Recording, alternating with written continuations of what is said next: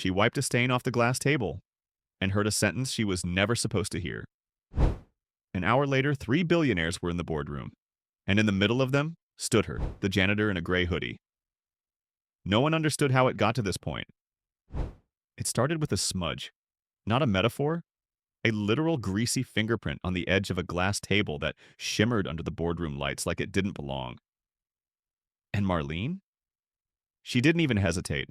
She leaned in, breathed on the surface, and wiped it clean with a single swipe of her microfiber cloth.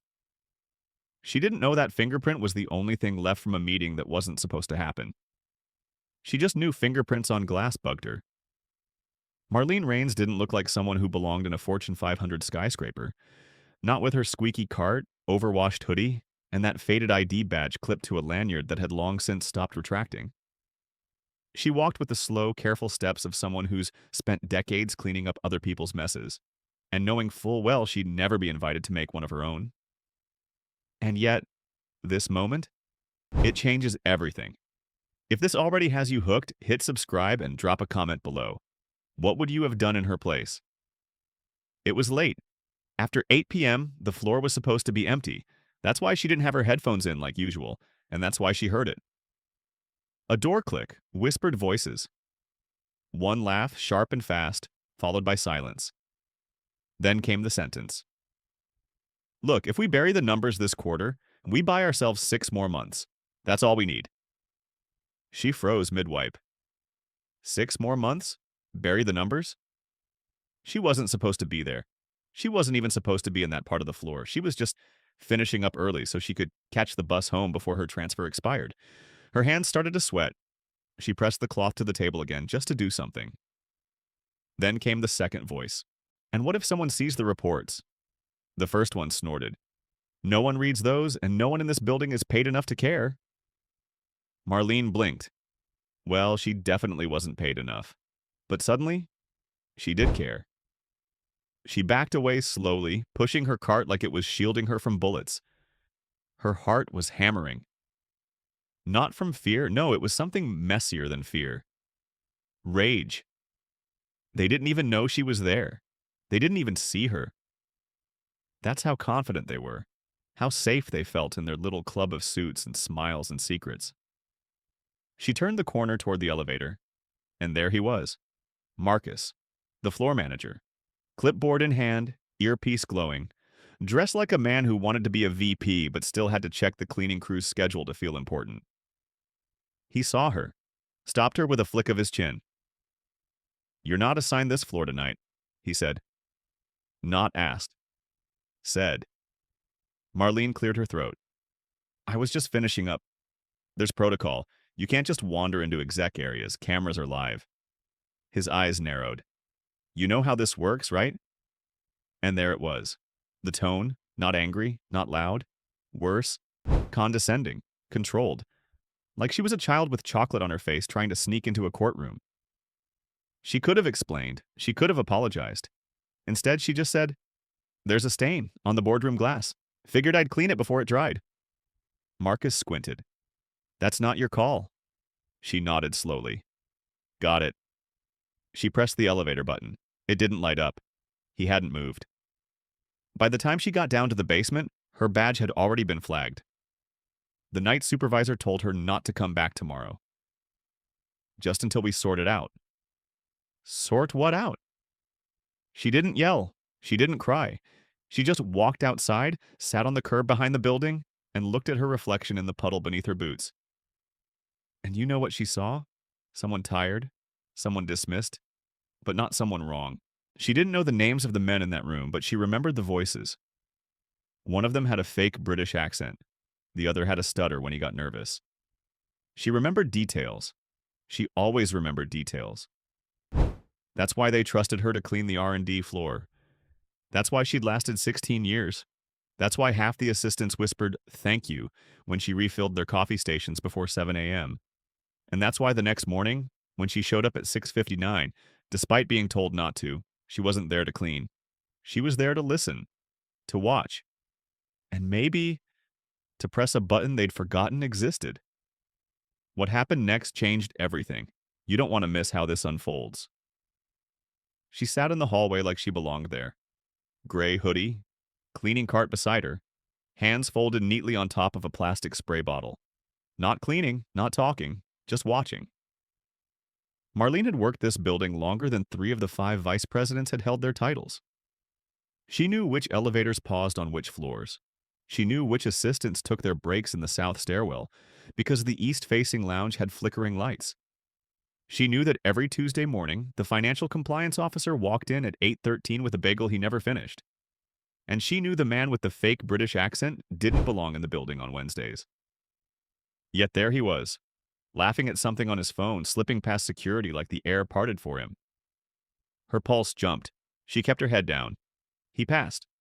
Then she stood, grabbed her cart, wheeled it casually across the hallway, and as she passed the receptionist's desk, she leaned down and said softly, "You dropped this." A crumpled napkin. Blank. The receptionist blinked. "I don't. You'll thank me later." She kept walking. There's something about people like Marlene they never teach in corporate trainings. They listen differently. They listen with urgency, with purpose, with memory. And when she slipped her phone out of the glove pocket of her cart and tapped record, it wasn't for revenge. It was for truth. She didn't plan on hearing it again, but she did. 3 men, near the glass elevator. One of them said, "Just make sure the projections are vague enough. If this leaks, we have plausible deniability." Another, "No one will leak it. Who'd believe a janitor?" She clenched her jaw. A janitor? Fine. Let them underestimate her. At noon, she went to HR. That was her first mistake. The woman behind the glass smiled tight, eyes darting like she'd already been warned. "I'm sorry, but this really isn't the proper channel." Marlene placed the phone on the desk. Didn't say a word. The HR woman stared at it like it was a live grenade. "Where did you get this?" Marlene didn't blink. "While cleaning." A pause, then, "Marlene, this could be a serious breach. I'd advise you not to distribute—" "You mean not to tell the truth?" Silence. "We appreciate your concern. We'll escalate appropriately." She stood. So did Marlene. "You won't," she said, "but they will." She walked straight from HR to the lobby, paused, looked up. Executive conference room, level 42. She'd never been up there. But today, she took the stairs, 42 flights. Not because the elevators weren't working, but because she needed to feel every single step. She needed to arrive with fire in her chest and steel in her legs. She reached the door, brushed off her hoodie, tightened her ponytail, and walked in. They didn't see her at first. Of course they didn't. Why would they? A janitor in a hoodie? Wrong floor, wrong time, wrong skin tone. One man looked up from his tablet. This is a closed meeting." Marlene raised her phone. "I know what you're hiding." Now they were looking. She walked to the head of the table, the same table she'd polished for years, and placed the phone down with a click. One man stood. "Ma'am, I think you're confused." "No," she said, locking eyes with him. "You are." The room was frozen. You could hear the AC humming, the ice melting in untouched glasses, the panic behind the CEO's eyes. Then one of them, billionaire investor, tech wunderkind, leaned forward. "Play it."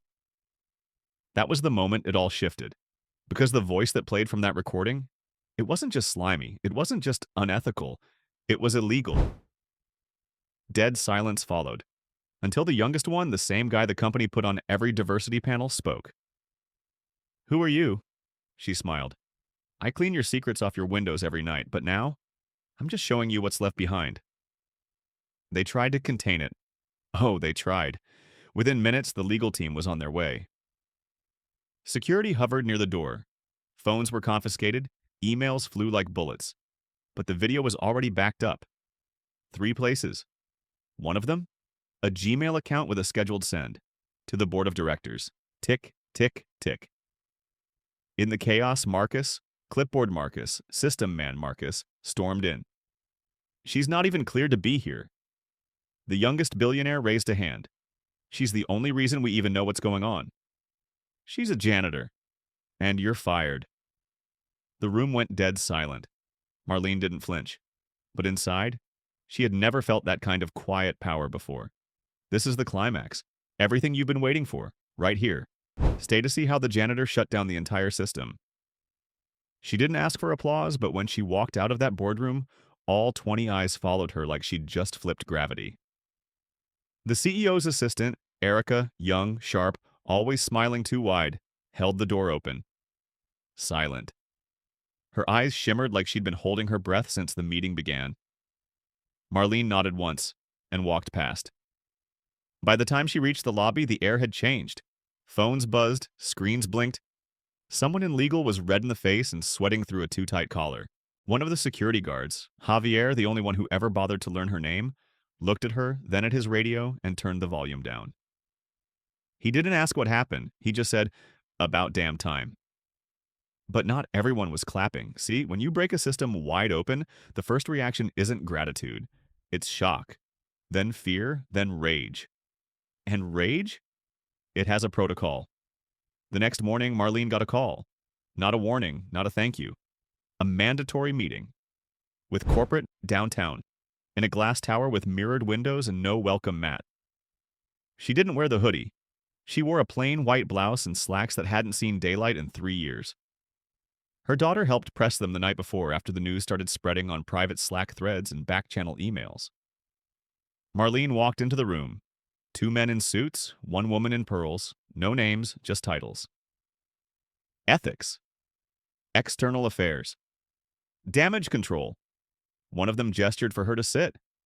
The leather chair hissed under her weight. They started soft. "We'd like to thank you for bringing this to our attention." Then firmer. "However, the way the information was obtained raises concerns." And finally, there are internal procedures for these kinds of issues. You went outside the chain of command. That puts the company at risk. She looked at them, calm. "No," she said. "You put the company at risk. I just didn't let it slide under the rug." A long silence. Then the woman in pearls leaned forward, fingers steepled like she was holding invisible dice. "What exactly do you want, Marlene?" And that was the moment she realized. They weren't there to fire her. They were there to manage her, to wrap her in policy, to smother her in protocol, to silence her with praise and fine print. She didn't blink. "I want 3 things," she said. "First, you reinstate every cleaning crew member you've ever written up for unauthorized floor access, when they were just doing their job. Second, you stop outsourcing janitorial contracts to the lowest bidder. You treat us like part of the team, not like background noise. Third," she leaned in, "you invite someone from our crew into the next quarterly strategy meeting. And the one after that, and the one after that." A beat. "Because if you're building a future for everyone, you damn well better let everyone in the room." They didn't agree right away, but they didn't laugh either. They just sat there, blinking, processing, like the software in their heads needed a reboot, because no one saw this coming, not from her, not from the janitor. 2 weeks later, a new memo went out. It didn't make headlines. It didn't trend on LinkedIn. It just quietly restructured how non-administrative staff were categorized. New benefits, new representation, new seats at the table, literally. And the next boardroom meeting? Yeah. There were 3 billionaires at that table, and right between them, a folding chair, with Marlene in it. She didn't say much. She didn't need to. She just sat there, eyes steady, while the rest of them talked projections and expansion and strategy. And when someone said something about brand trust, she cleared her throat. Just once. And the room fell quiet. Because when the janitor speaks now, they listen. If this story moved you even just a little, drop a comment below. Let us know what you would have done in her place. And if you want more stories like this about real people flipping the system from the bottom up, hit that subscribe button. There's more where this came from. Watch the next video on the channel. You won't believe who speaks up there.